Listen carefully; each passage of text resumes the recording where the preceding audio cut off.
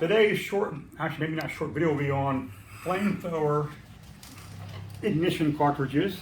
These are what is used in actual military use to ignite a flamethrower fuel.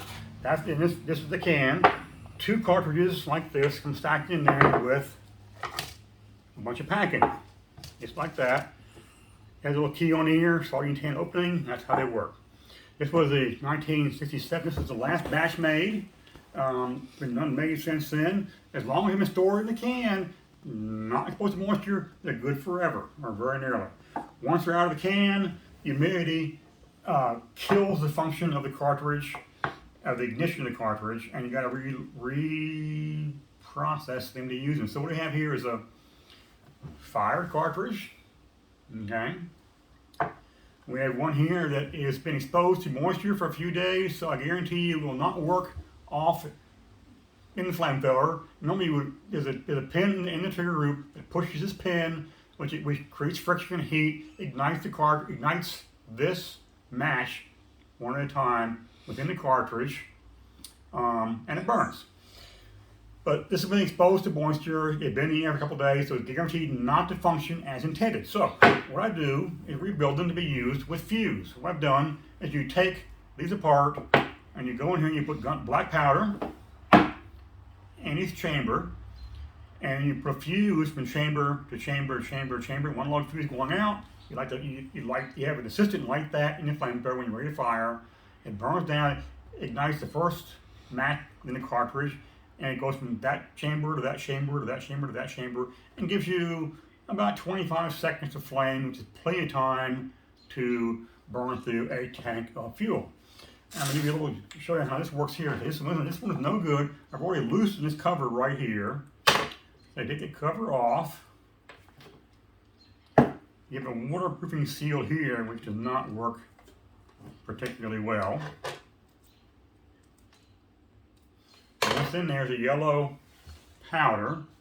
That's one part of the explosive train.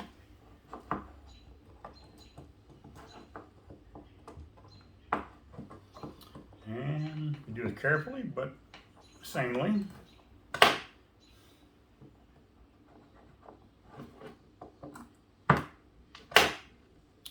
And right above this pin here in each of the matches, you have a little aluminum cup, which is now mangled up, but in here is a small pellet of combustible material. Its color is black. So basically what happens is, when you push this pin in the flamethrower gun grip, the pin comes up into here, impacts this, ignites this under friction.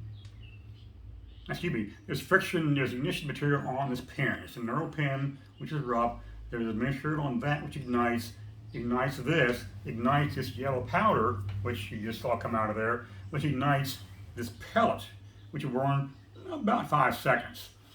And that pellet is what gives you the heat necessary to ignite the fuel in the flamethrower as it passes through the fuel to be coming out right through here in the gun.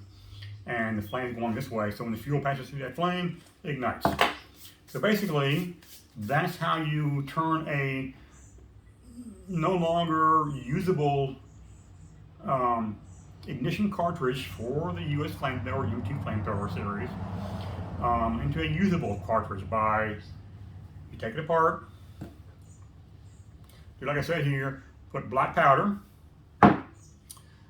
fuse, and then silicone to stow it all up good and tight, and then you have a cartridge that's usable by manual ignition versus pulling the trigger on the front grip of the flamethrower. But anyway, that's how I rebuild flamethrower cartridges, and I think that's going to cover it pretty quickly. Thanks for watching.